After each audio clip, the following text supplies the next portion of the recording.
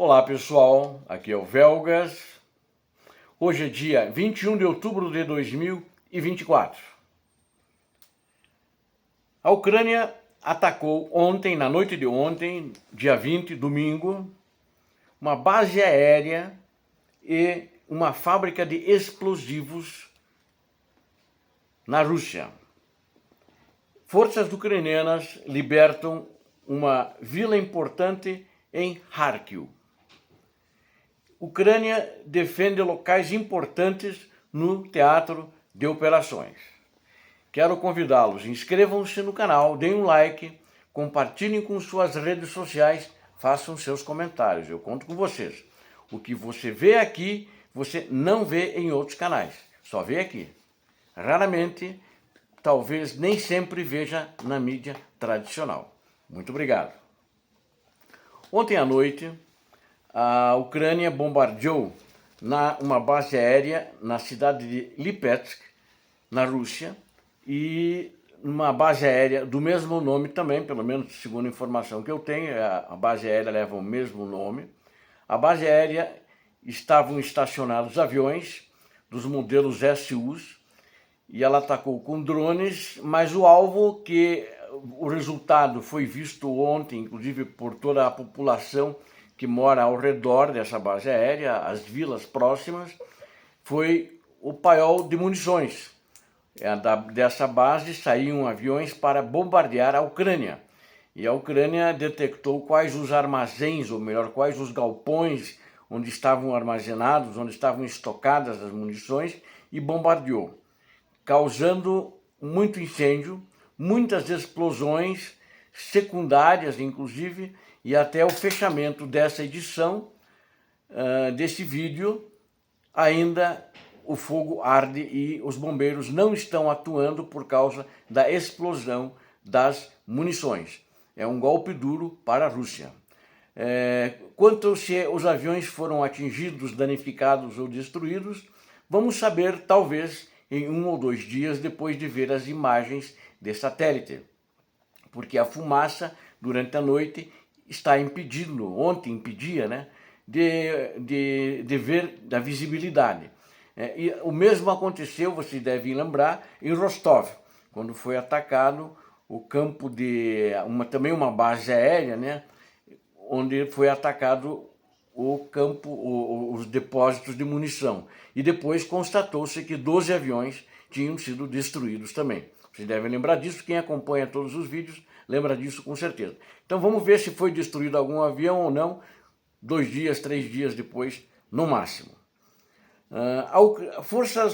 Isso foi na cidade de Lipetsk que eu disse. E ela também atacou com sucesso uma fábrica de munições. Essa fábrica de munições, ela fabricava munição para mísseis, né? Então é uma fábrica que continha muitos explosivos, isso já é numa outra cidade, a 900 quilômetros da Ucrânia, na cidade de Dzerzhinsky.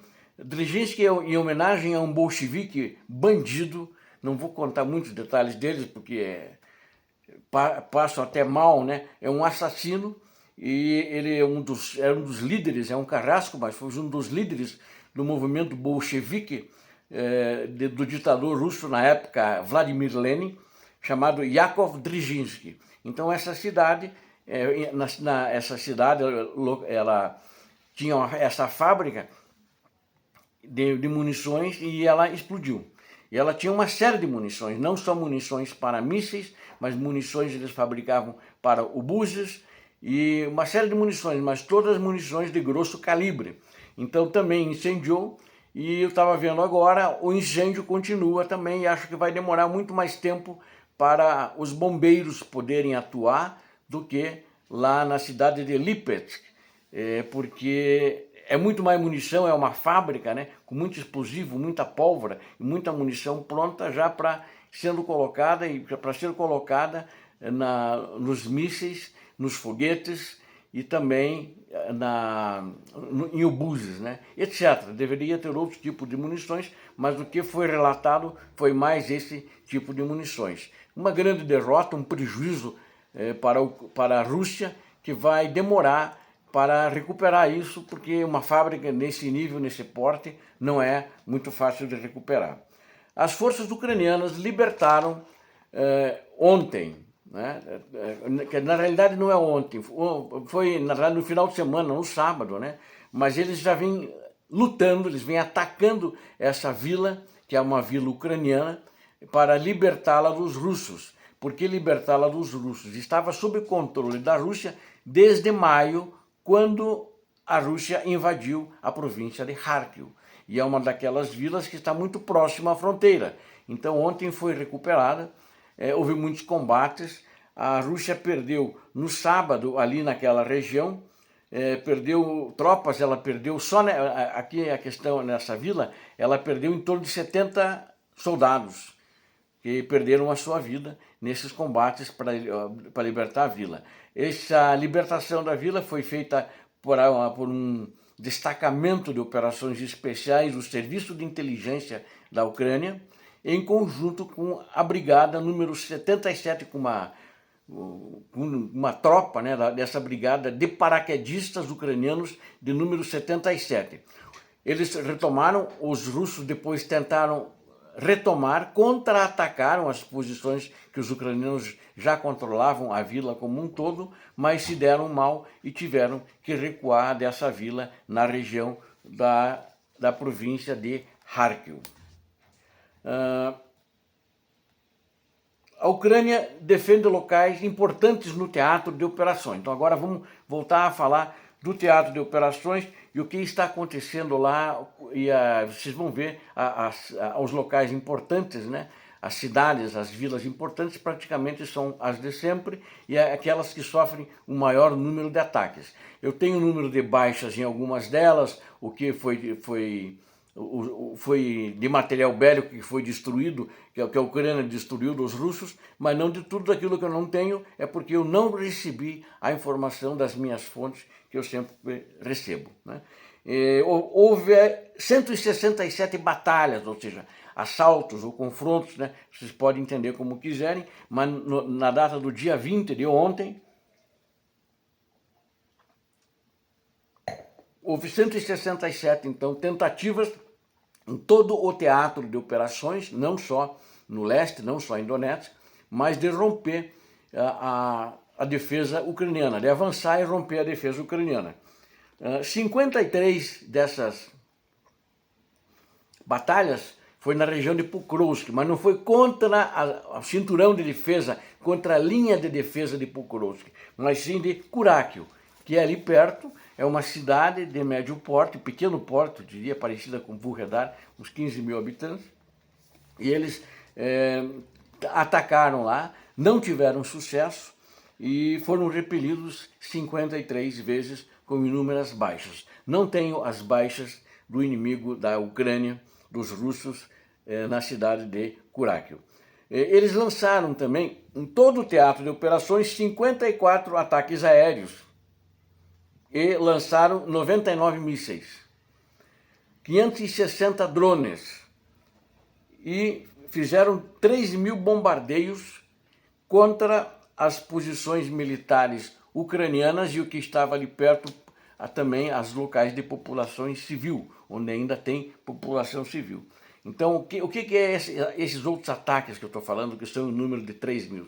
São ataques de obuses, são ataques de mísseis, são ataques de foguetes, de morteiros, de artilharia, etc, etc, etc. Então, é esse tipo de ataque em toda essa frente, em todo esse teatro de operações de mais de 1.000 quilômetros. É isso que aconteceu, uma coisa muito pesada, que isso praticamente acontece quase todos os dias. Volchansk, né, que fica lá em Kharkiv, a gente falou agora há pouco em Kharkiv, mas é um outro assunto, é perto onde foi tomada aquela vila, que eu falei no primeiro item, mas Volchansk, o interessante é que ele sofreu 2 ataques sem sucesso, os ucranianos repeliram, a Rússia está tentando retomar Volchansk em Kharkiv, eles estão com um objetivo mais modesto, né? Mas eles perderam ali 3 tanques de guerra, e perderam ali 21 soldados, nessa tentativa, na data de ontem, de retomar a Volchansk. Aí foram repelidos, fizeram só 2 ataques, bem pouco tiveram que recuar. E Kupiansk, que fica ali perto também, é da região de Kharkiv, ali no nordeste da Ucrânia, né?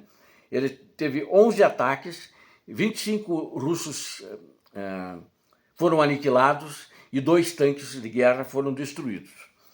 Aí quero falar de Toretsk agora, lá no leste da Ucrânia, onde a coisa está mais quente, né? Em Toretsk a situação está muito mutável, né? Os russos têm chegado, vamos dizer assim, próximo à cidade, ou até à cidade, né? Chegam a tomar algumas casas, algumas edificações, e eles têm se mantido. Então ontem foi muito pesado, né? E parece que eles estão mantendo algumas posições ali. Está difícil para os ucranianos tirarem eles de Toretsk, né? Então a Toretsk é um local muito crítico e é muito próximo de Kupiansk. Então ontem só que em Toretsk os russos perderam 2 tanques e perderam 19 soldados. Agora se vejam em Pokrovsk, que é uma situação muito difícil também, muito tensa.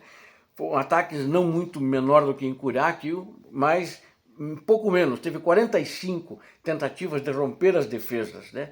Eles atacaram ali a linha de defesa de Kurakil, em 7 vilas eles atacaram 45 vezes, em todas essas 7 vilas. E a situação difícil, agora vocês viram, eu acho que até eles estão colocando o número de Kurakil junto aqui.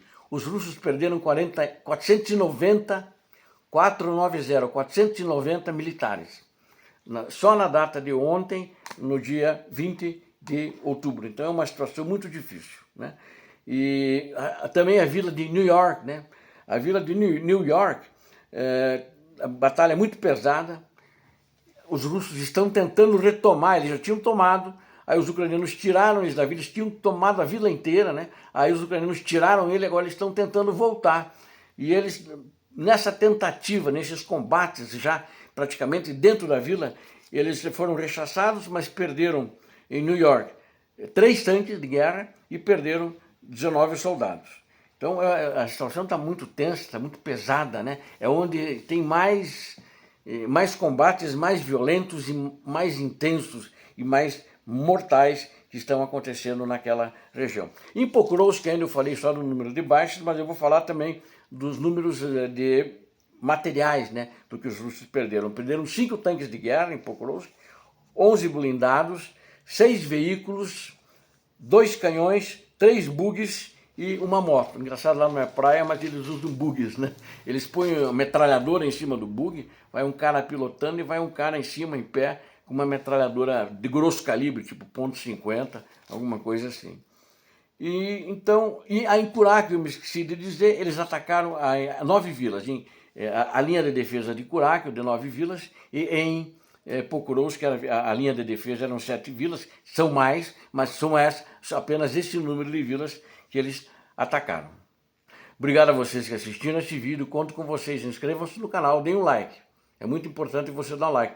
Tenho certeza, você que assistiu e acompanha outros vídeos e não está inscrito, inscreva-se. O que você vê aqui, você não vê em outros canais. Obrigado a vocês que assistiram ao vídeo, conto com vocês. Deus abençoe vocês, Deus abençoe a Ucrânia, Deus abençoe o Brasil. Paz e bem, paz para toda a humanidade.